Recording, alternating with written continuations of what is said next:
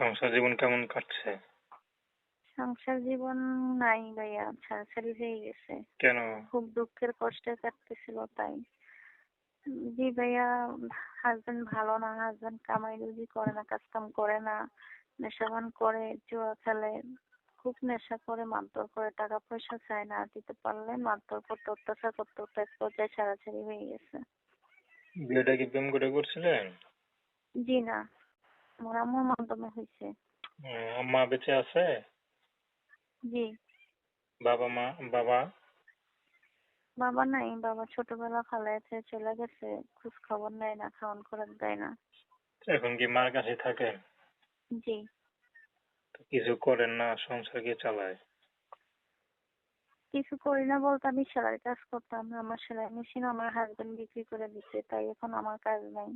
আমার আম্মু কাজ কাম করছে, খাওয়াইছে, কোনো সমস্যা হয় না। এখন আম্মুও অসুস্থ, কাজ কাম করতে পারে না, সেই জন্যই সব দিকে সমস্যা করে আসছি প্রতিবেদনে, যেতে একটা ভালো মনের মানুষ পাই বা যদি একটু সাহায্য সহায়তা পাই, তাই একটু খাইতে চলতে পারবো। আর যদি আমাকে দেখে কারো ভালো লাগে, পছন্দ হয়, বিয়ে শাদী করতে চায়, আমার বাচ্চার দায়িত্ব নিতে চায়, তো বিয়ে শাদী বসবো, এরকম একটা আশ্বাস নিয়ে আসছি। আচ্ছা, সে যদি বিবাহিত হয়? বিবাহিত হইলেও আমার কোনো আপত্তি নাই, আমার বয়স্ক হইলেও কোনো আপত্তি নাই, কারণ সে তো আমার 5টা জেনে শুনে আমাকে মেনে নিবে। তো টাকা পয়সা